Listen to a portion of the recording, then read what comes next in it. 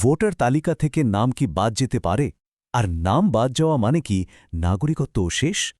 ঠিক এই প্রশ্নটাই এখন ভারতের সুপ্রিম কোর্টের একটা খুব গুরুত্বপূর্ণ মামলার একেবারে কেন্দ্রে চলে এসছে।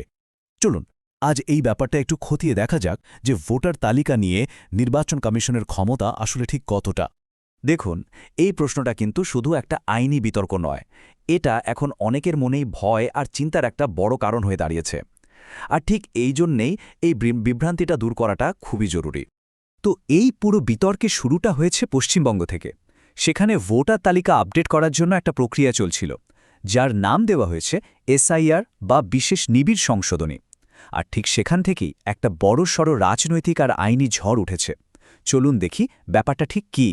যদি খুব সহজ করে বলি, এসআইআর হলো ভোটার তালিকাকে মানে ভোটার লিস্টকে পরিষ্কার করার একটা প্রসেস। নির্বাচন কমিশন এর মাধ্যমে এটাই নিশ্চিত করতে চায় যে শুধুমাত্র যোগ্য নাগরিকরাই যেন এই তালিকায় থাকেন।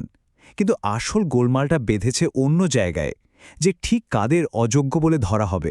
ভাবা যায়, পশ্চিমবঙ্গের একটা স্থানীয় ঘটনা নিয়ে এখন আলোচনা হচ্ছে দেশের সর্বোচ্চ আদালতে। আর প্রশ্নটাও কিন্তু খুব মৌলিক। ভোটার তালিকা ঠিক করার সময় নির্বাচন কমিশন ঠিক কত দূর যেতে পারে, মানে তাদের ক্ষমতার সীমাটা আসলে কোথায়? এখানে দেখুন, লড়াইটা হচ্ছে দুটো একেবারে উল্টো যুক্তির মধ্যে। একদিকে আবেদনকারীরা বলছেন, দেখুন, নাগরিকত্ব যাচাই করাটা তো নির্বাচন কমিশনের কাজই নয়। আর ঠিক তার উল্টো দিকে নির্বাচন কমিশন কি বলছে? তারা বলছে এটা তাদের সাংবিধানিক দায়িত্ব, কারণ একজনও বিদেশি নাগরিককে ভোট দিতে দেওয়া যাবে না। তো এই পরিস্থিতিতে নির্বাচন কমিশন নিজেদের বাঁচাতে কি বলছে? তাদের হয়ে কথা বলছেন সিনিয়র আইনজীবী রাকেশ দ্বিবেদী, আর আদালতে তিনি কিন্তু বেশ কিছু জোরালো যুক্তি দিয়েছেন। এই একটা কথাই আসলে নির্বাচন কমিশনের পুরো উদ্দেশ্যটা একদম পরিষ্কার করে দেয়। তারা বলতে চাইছে যে ভারতীয় নির্বাচনের স্বচ্ছতা আর পবিত্রতা রক্ষা করাটাই তাদের প্রধান কাজ। দেখুন, নির্বাচন কমিশনের যুক্তিটা কিন্তু মূলত ৩টে পিলারের ওপর দাঁড়িয়ে আছে।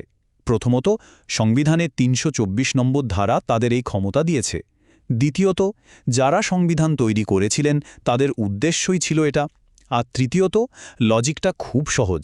দেশের রাষ্ট্রপতি বা প্রধানমন্ত্রীর পদের জন্য যদি ভারতীয় নাগরিকত্ব বাধ্যতামূলক হয়, তবে যারা দেশের সরকার বাঁচবেন মানে ভোটার, তাদের ক্ষেত্রেও তো সেই একই নিয়ম লাগু হওয়া উচিত। চলুন এবার আসা যাক এই পুরো আলোচনার সবথেকে জরুরি অংশে, যে প্রশ্নটা নিয়ে সাধারণ মানুষের মনে এত চিন্তা। ভোটার তালিকা আর নাগরিকত্ব, এই দুটো কি আদৌ একই জিনিস?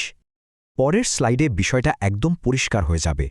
এই স্লাইডটা খুব মন দিয়ে দেখা দরকার, কারণ এটাই সবথেকে জরুরি। দেখুন, ভোটার তালিকা থেকে নাম বাদ পড়াটা হলো একটা অ্যাডমিনিস্ট্রেটিভ প্রসেস, মানে প্রশাসনিক ব্যাপার, যেটা সামলায় নির্বাচন কমিশন। কিন্তু নাগরিকত্ব, সেটা একটা পুরোপুরি আইনি বিষয়, যেটা চলে ১৯৫৫ সালের নাগরিকত্ব আইন দিয়ে। মানে দুটোর মধ্যে সরাসরি কোনো যোগ নেই। তার মানে এই কথাটা একদম পরিষ্কার করে মাথায় রাখা দরকার।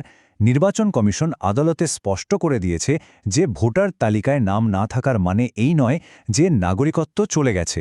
এই দুটো সম্পূর্ণ আলাদা বিষয়। তাহলে এখন কি অবস্থা? মামলাটা তো এখনও সুপ্রিম কোর্টে চলছে, আর সবাই কিন্তু তাকিয়ে আছে যে এর পরে কি হয়, পরবর্তী শুনানিতে কি বেরিয়ে আসে। আর সেই তারিখটাও কিন্তু জানা গেছে ৮ই জানুয়ারি। ওই দিনই এই মামলার পরের শুনানিটা হবে। আর আশা করা যায় যে এই বিতর্কের মোড় কোন দিকে ঘুরবে তার একটা আভাস সেদিন পাওয়া যাবে। শেষ পর্যন্ত সুপ্রিম কোর্টের এই রায়টাই কিন্তু ঠিক করে দেবে যে নির্বাচন কমিশনের ক্ষমতা ঠিক কতটা, আর একজন সাধারণ ভোটারের অধিকার ঠিক কোথায় গিয়ে দাঁড়ায়। বোঝাই যাচ্ছে এই রায়টা ভারতের গণতন্ত্রের ভবিষ্যতের জন্য একটা বিরাট বড় মাইলস্টোন হতে চলেছে।